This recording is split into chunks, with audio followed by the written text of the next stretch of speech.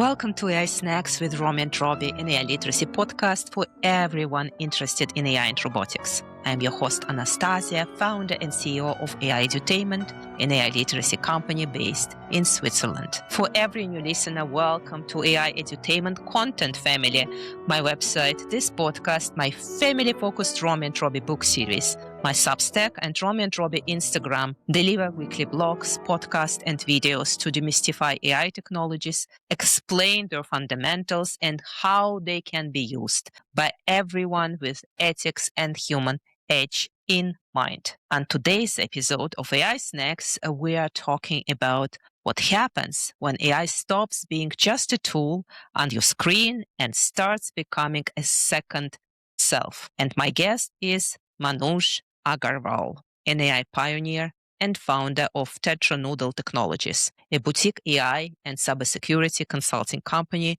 in Canada that has helped clients generate more than 500 million in value and impacted at least 10 million people worldwide. Manuj has shared stages with leaders at the United Nations. He holds several AI patents, and he has spent over 25 years turning emerging technologies into practical systems for business. And in our conversation, we dive into his work on AI digital twins, AI models that mirror not just your knowledge, but your decision-making patterns, emotional wiring, and subconscious beliefs. We will explore how these twins can become a kind of a co-pilots for founders and leaders, and why Manuj believes everyone will eventually need one in the AI economy, and what it means ethically. Manuj has had quite a journey himself, starting his career as a factory worker in India, earning just $2 a day. He taught himself programming, immigrated to Canada, and went on to build a bootstrapped consultancy that has helped clients create so much business value. And he is a creator of the AI Merge framework and a suite of AI digital twin solutions that model a person's logical and emotional mind to act as a kind of a hyper-personalized AI partner for training, education, decision-making, growth, and leadership. And I like his take on how AI and AI twins might disrupt recruiting and the work of the executive search firms. Let me open the studio to welcome Manuj. Manuj, welcome to my studio. It's so nice to see you. Same here. Thank you so much. Excited to be here with you. Yeah, you have quite a personal story, and it's quite an inspiring one. And I would love to start with it. Could you please talk about your path and emphasize maybe 2 to 3 most crucial moments that led you to where you are today? Yeah. So, the story is I grew up in a small town in India, dropped out of college in first 3 months. I was working for my dad in his factory for 12 hours a day, just trying to figure out what to do with my life. And somehow I found my way into computers, and I just instantly got hooked to how programming works, how machines work. I was an introvert, extreme introvert. So it was a very easy thing because it was difficult for me to interact with humans, and it was easier for me to interact with the machines. And the machines did not talk back, they actually did the work. So it was very, like a deep interaction for me to get into computers. And then I started understanding that in order to rise in life, you have to create value for others. And the reason why software and technology is so effective, because you can do a little bit of work on, like, you can create a program or whatever, and then you can distribute it to thousands of people so that they can use that same program and improve their life, whether that is healthcare, whether that is education, whether that is sports, whatever activities they are involved in. And that was a very empowering moment for me, like, just creating technology. So just applying that same path of how can I find interesting technologies to work on and impact the most number of people. That has been sort of like the rule that I try to apply, because when you find new technologies, you have fun as an engineer. And if you think about, okay, what is the maximum impact we can make, then you get into projects or products that have really big ambitions, big visions. And I think that has led me to, now where I am, like, having 4 patents in AI, getting published in Mensa Research Journal. So all these accolades, I will say, I may or may not deserve, but the fun of creating something through your mind, thinking, and then delivering it to people and looking at their faces with when they have delight, and something works. I think that is the core of what drives me and what drives many other successful people that I have been studying. Manoj, and I'm aware that one of your patent is on reinforcement learning, and it Yeah, was applied to education. correct, Could you correct. maybe talk a little bit about your background in, let's say, AI empowering educational apps? Yeah, absolutely. Here is one thing I will say before I go into technology. So, of course, I have a deep experience in AI algorithms, etc. But also, I have studied neuroscience and psychology quite a bit. That is a different part of my life. Coming back to education, one of the key things that happened around 2002, 2005, or 2006 was I got involved in a project where the idea was that we want to personalize education for every student, because the idea is that in every classroom around the world, every student gets the same curriculum. But we understand that some students are more advanced, some students need more help, and professors and teachers and even teaching assistants cannot provide personalized experience to students. So we created this AI model using reinforcement learning that can understand every student's level of understanding of a particular topic and then personalize the curriculum for that student, right? The key learning that I got from that, because before that I used to think everybody is same, everybody thinks the same way that I think. But during that project, I found out that we have so much variety of, thinking about the same situation in life, because we come from different backgrounds, we come from different life experiences, and all of that, different languages. So, AI is a really great tool to understand the human mind, because AI and the human mind, they are interacting at a deeper level, and basically they are the two sides of the same coin. So that was the main learning. But yes, in education, the more we use AI, the more personalized learning that we provide to people, the faster they are able to rise. I have so many examples. Like, I hire quite young students in my company, and I give them what I call my digital twin, so that they can,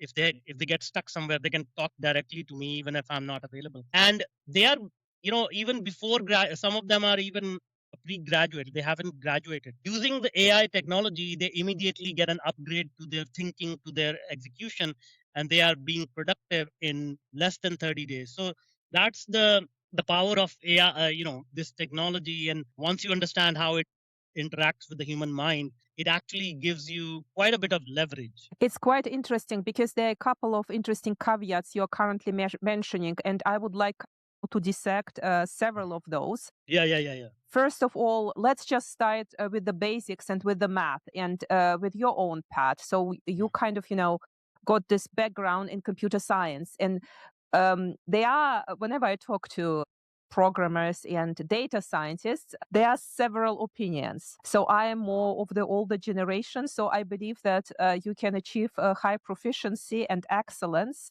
through scarcity. So, I started in Fortran because Yeah.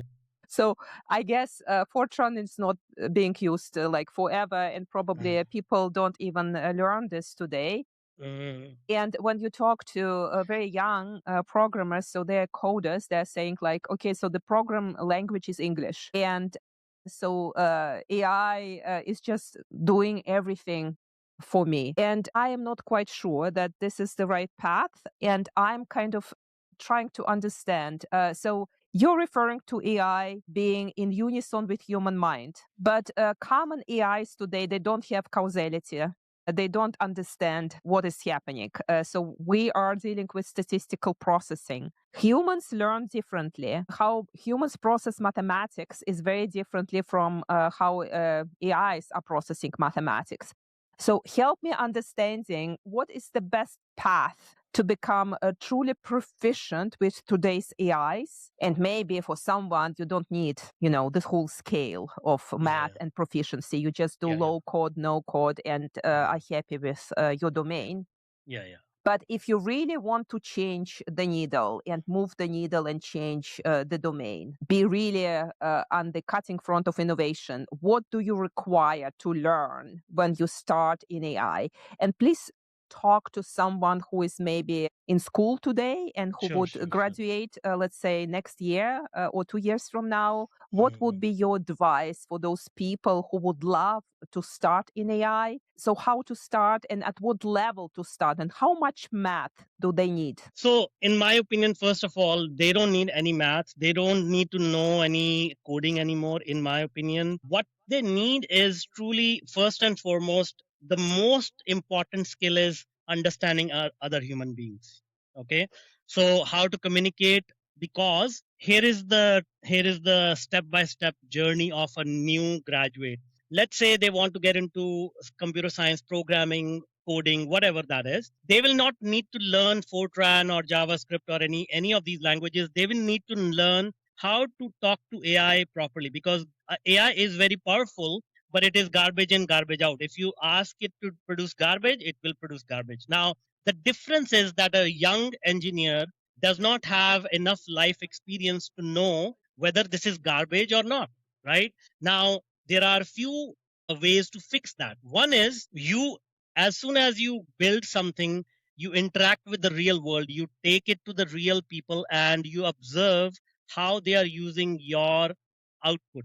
And that observation will tell you whether this, what you have produced, is good or not. And then you can take the real world feedback and talk to AI and start producing it. And that is generally, by and large, how all new jobs are going to evolve. You will need to do the work with AI. AI will actually do 80% of the work, but the human part will be interacting with the real world and getting feedback from the real world, right? The second way, which is what we are doing, is because we want to compress the time that it takes for somebody to gain real world experience. We are packaging our mind, my mind, your mind, anybody who has had a good amount of experience in the real world.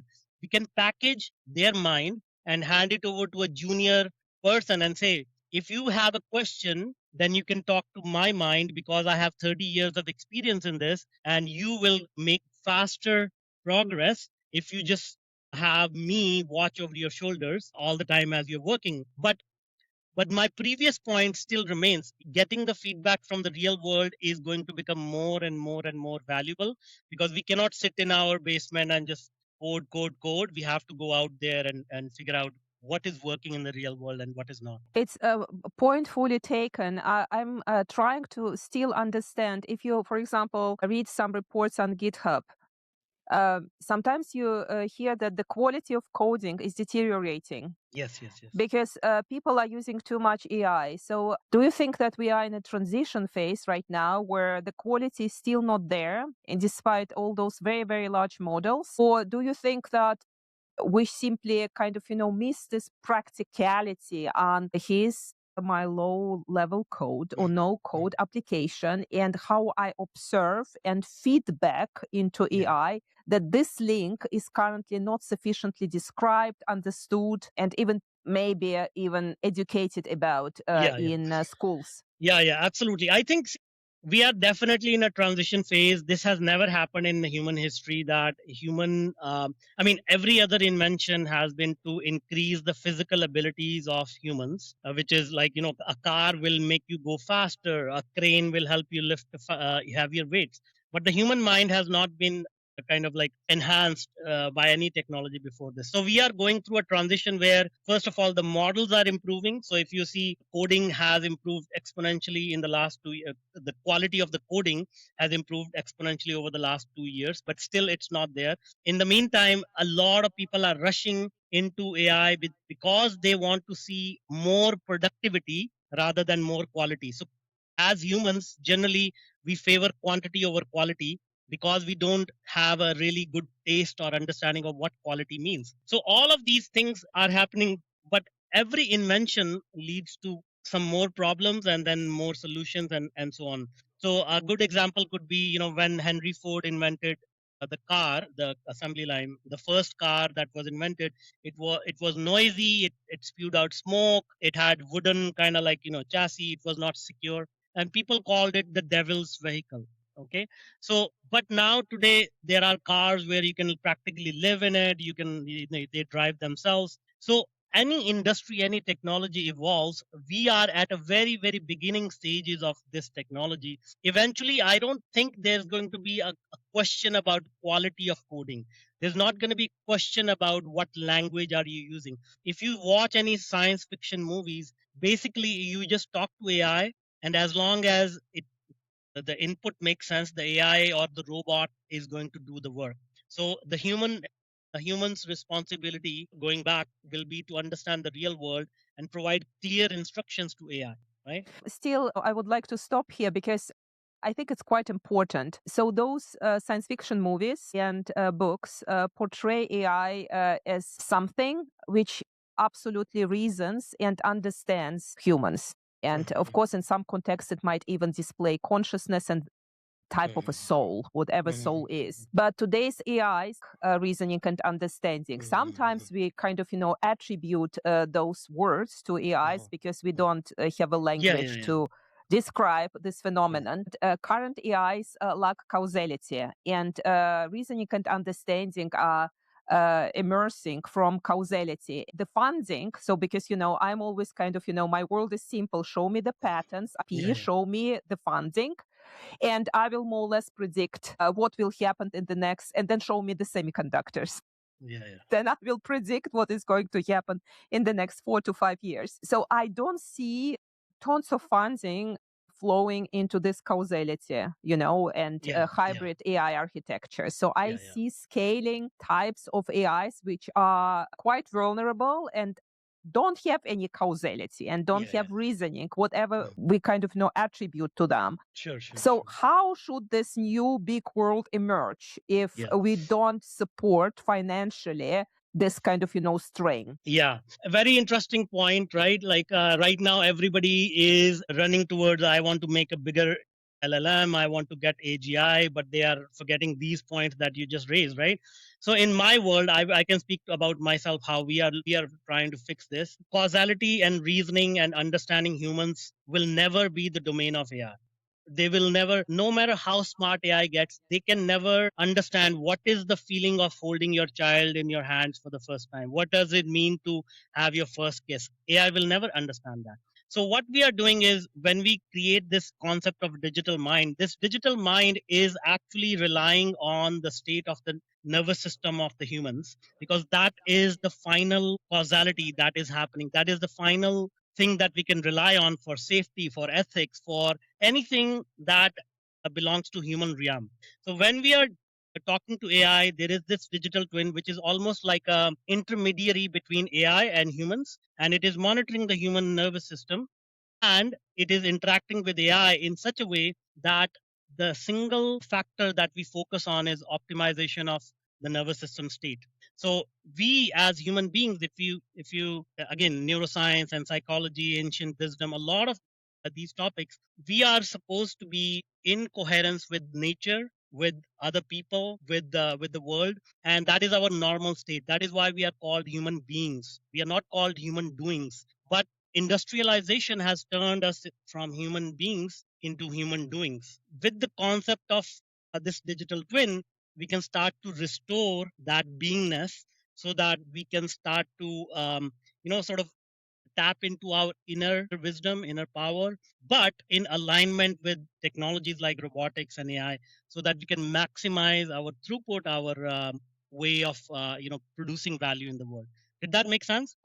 Yes and no, because Okay. causality is something which should be researched mathematically. And Mm, Judea Pearl wrote his famous The Book of Why, where he actually explains how causality might be embedded into AI. I'm always kind of into show me the math. Yeah. mhm, And without mathematics, I'm simply struggling to understand a concept. mhm, But let's really dive deeper into your digital twin technology, because this is really interesting. And I think, frankly, it's really valuable. I understand that us humans, we are evolving. So you might capture me, let's say, on this day, on this winter day in 2026. But 3 months from now, I will learn something else. Yeah. I might even learn, because I'm a linguist, a new language. So I learn languages quite quickly. And this will bring me new capabilities. Language is not just the ability to, let's say, translate from to, but this is culture. This is, the whole atmosphere of something captured with the meaning of a language. But you can capture someone at a certain period in time. And this something will train, for example, a younger employee, very valuable. It can scale your best employees, for example, your marketing leaders or salespeople or whoever. But let's now kind of, really understand how are you building those digital twins. So what exact data sources do you ingest, and how do you translate them into features that a model can actually learn from? See, I will try to explain it in some simple abstractions, right? One is we don't create our own model. The only thing we are doing is we are interacting with the human being. So this digital twin is focused on the human being, not the AI or the mathematics behind it. Okay, so as I am interacting with my digital twin, so we recommend talk to it for about 15 minutes a day or so, right? So as I'm talking to it, I'm describing this was my day, these were my wins, these were my challenges, all of that. So it's continuously learning and interacting with me and monitoring my nervous system and saying, hey, have you looked at this? Have you looked at this? And as I'm interacting with this digital twin, I have series of breakthroughs of things that I did not realize about my life, my business, what have you, right? So that all those breakthroughs, all those learnings are being accumulated in the RAG system as I'm interacting with it. Now the same digital twin is being shared with my team, which means it's a living organism, it's a living companion that is interacting with me and absorbing all the new learnings I'm having in my life. But it is being shared with my team, so they are getting my updated version as they are interacting with my digital twin to say, hey, I'm stuck here, what should I do, what will Manuj do in this situation, help me in a way that you also understand me. Because if you give me a solution that will take me 30 years to learn, I cannot do that. I'm a fresh graduate. Take Manoj's insight and give me in a simple manner that I can implement right now.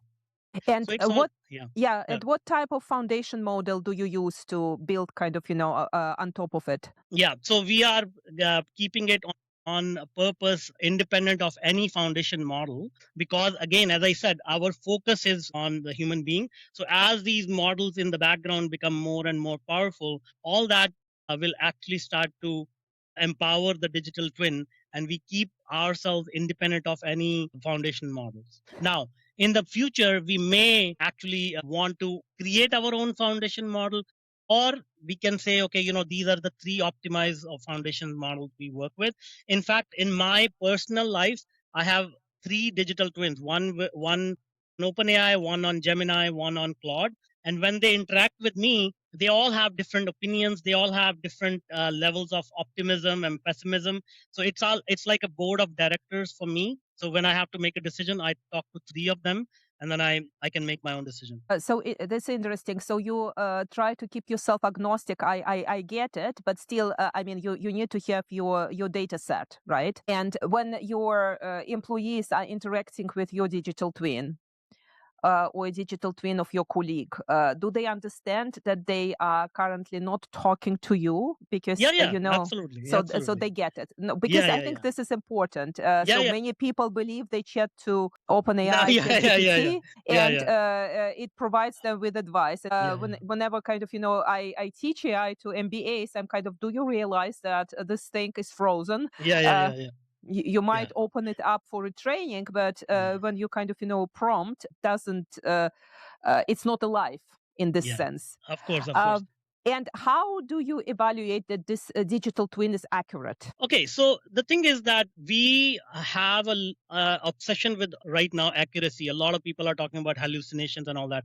First and foremost, this digital twin, when I say I hand it over to my team, it doesn't mean that I'm gone, like I'm not available. So it will actually help them move forward in 80% of the cases. In 20% of the cases, they still need to talk to me. We still have daily meetings and all of that, right?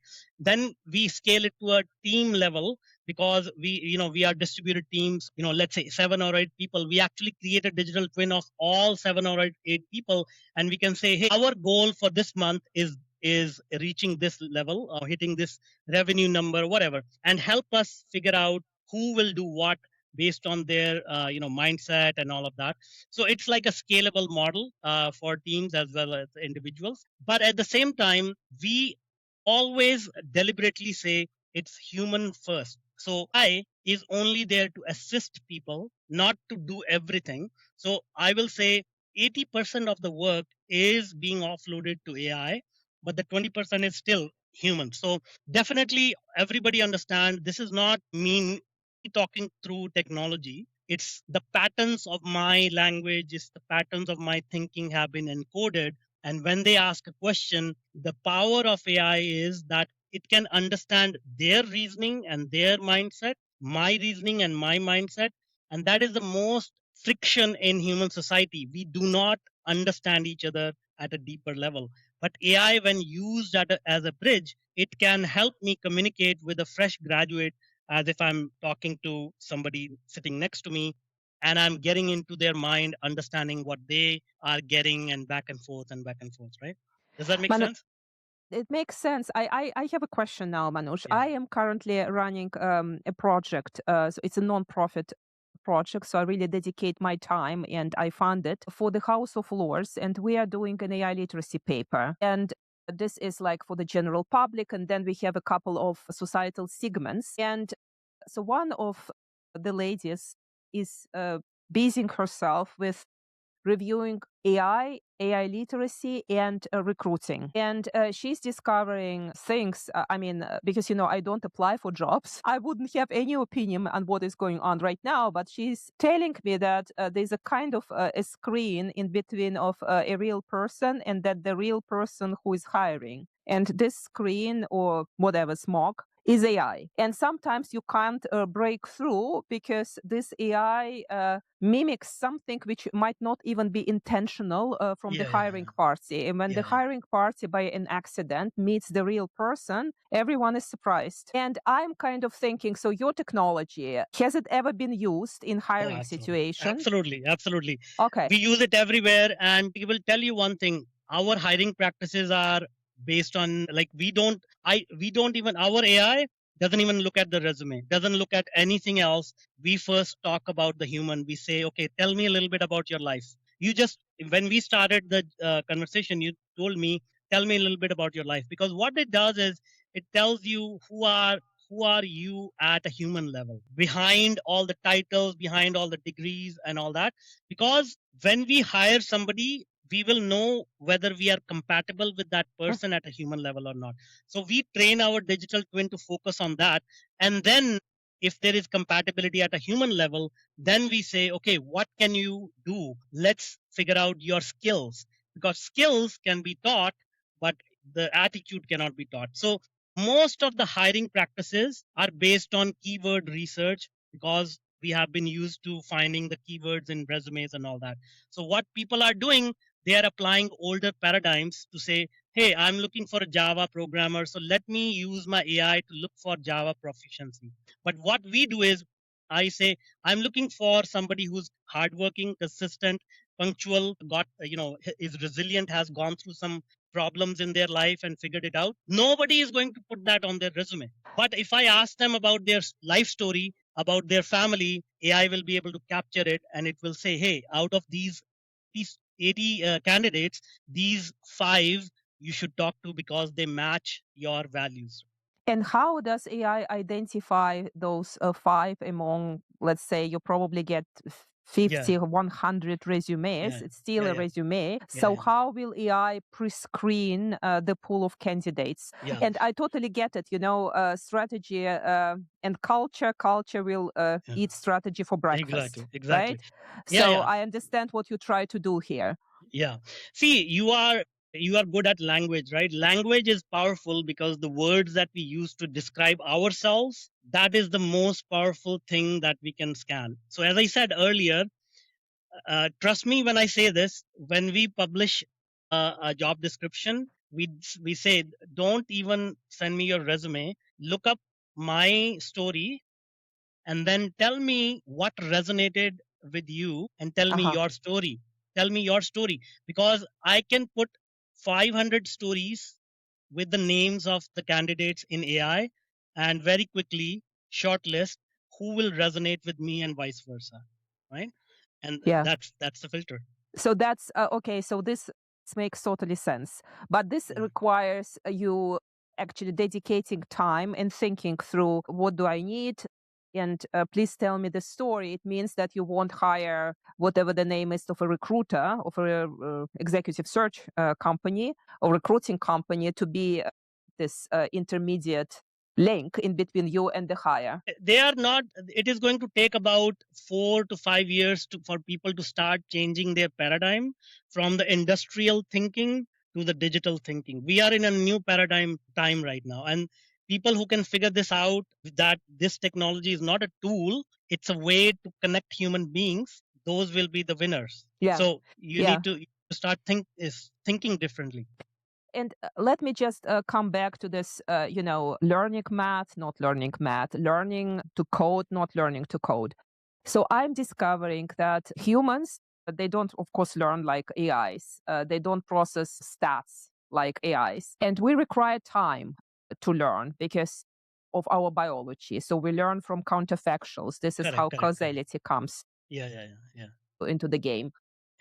We require prolonged childhood to try things out. And our brain requires a lot of hours first to fine-tune certain thing, and out of sudden there is this excellence. So how do you train a human to become excellent in whatsoever and then actually provide AI to such a human? Because is there some period in life where, let's say, a child or a teenager may be better without any AI? What is your opinion? I think AI is going to be imperative. It's going to be very essential, just like water or fire or electricity. Every human will need to use it.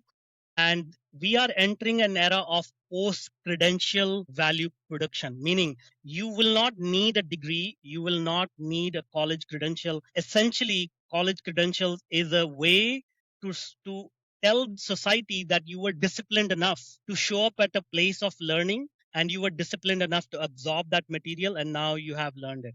You still need to go into the real world to get the real experience, right? Now, when we talk about excellence, in my opinion, we can break it down into two micro steps. One is, can you make the right decision in the right moment?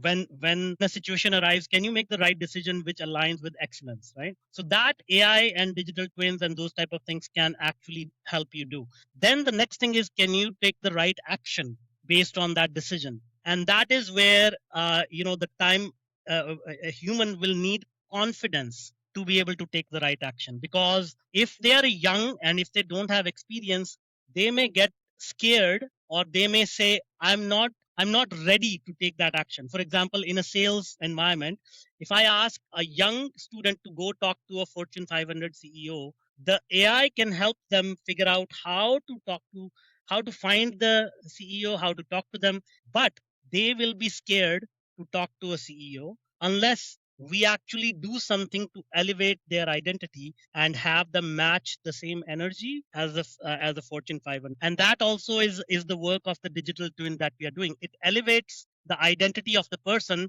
so that they don't look at themselves as a young inexperienced person, but they look at themselves as somebody who can actually interact with Fortune 500. That's tremendously interesting. In your opinion, what is the transition time in terms of duration? Are we talking 5 years, 8 years? Because frankly, it's not just about AI, it's about the whole society and the Yes, structure of yes, yes, society. yes, We yes, must yes, yeah. completely rethink educational Yes, systems. yes, yes, yes. Obviously, Leonardo da Vinci did not graduate from an Ivy League college, Yeah, right? yeah, And yeah, yeah. he's Leonardo da Vinci. So, how do you think about those societal drifts? Yeah. I think we are getting into a very very disruptive period of human evolution itself. This has never happened before. I think what will happen is we will have a little bit of a problem time where unemployment is going to rise sharply and people will not know how to deal with situations because as you said the economic systems, the education systems, it is all going to get disrupted. It is all will almost will need to be built from the ground up. Okay, and during this period there's going to be chaos, there's going to be confusion, people will not know how to handle this. So probably this period will last from 5 to 10 years approximately. Okay, so about 2030 to 2030 35. And the main challenge is if people do not come together, if governments don't do the right thing, it can become social unrest or what have you. Like, there's going to be a problem time. But that problem time will create friction for the governments to do something about it.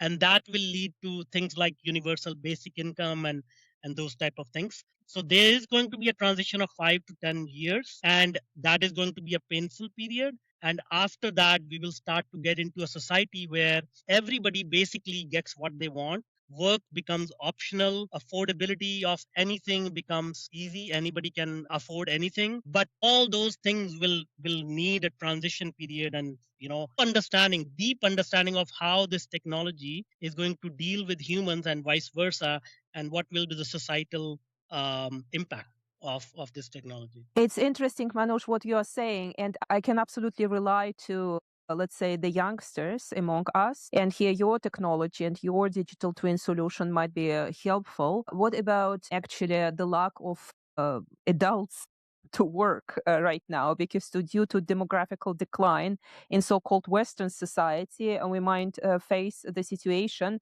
which is currently common in Japan, where they run out not just of children but of adults, and GDP is declining because they simply don't have enough people to work. So we actually need somehow to take with us on a journey those elderly people. And what does it mean to be elderly Yeah. person today? I mean, we are all healthy, thank God. We live longer. We can be productive for many, many years to come. So how do you think about those people who are, let's say, 55 plus, who still would love to contribute? They are not digital native. They did not grow up with your digital twin, and they did not learn from. So how should they prepare for the transition? Sure. So first and foremost, technology is always more effective when it is not very difficult to use. So, I actually work with people in that age category, 60, 70, people who have no technical background. I work with them. So the idea is when you give an iPhone to a 5-year-old, it takes the 5-year-old 5 minutes to figure out. I can just like scroll and all that. So that is the true technology which is easy to use. So when you make technology easy to use, then age doesn't matter. Second thing is when we say that we have populations that are not able to produce value, it's not about creating value. It's about they don't have a purpose big enough that is pulling them forward. Okay, so if their purpose is strong enough and it's not it if their value creation is not tied to 40 hours of work sitting in a cubicle, that is going to kill their soul.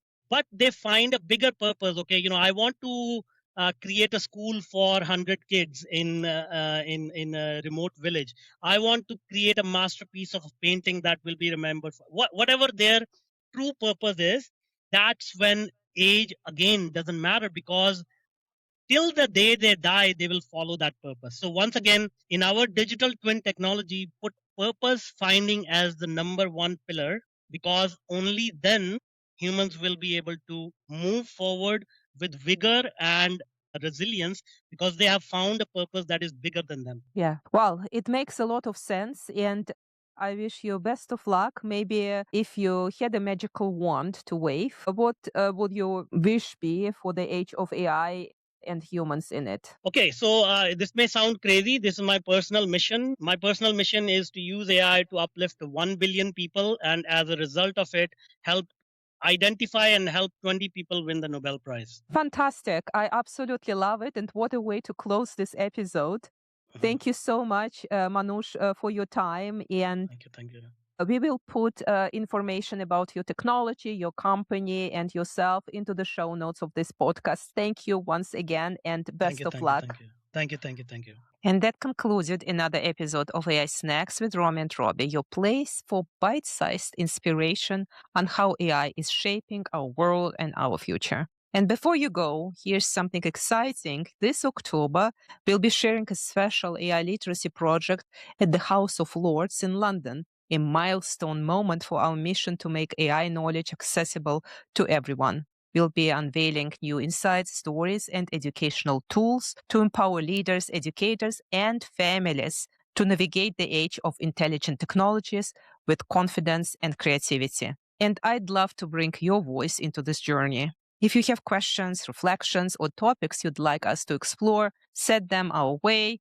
Your curiosity shapes our content. You can connect with us on aiedutainment.ai or through our LinkedIn community, where we are building an open, curious, and supportive space for AI learners of all backgrounds. And if you haven't yet grabbed your copy of Romy and Roby and the Secrets of Sleep, our storytelling series that turns AI concepts into relatable adventures, please go on Amazon.com or on the book website www.romyandroby. It's a beautiful way to start or deepen your journey into AI literacy, whether for yourself, your team, or your family. And so I will see you next week. Stay curious, stay kind, and keep learning. Together, we are not just talking about AI, we are shaping its story. Thank you.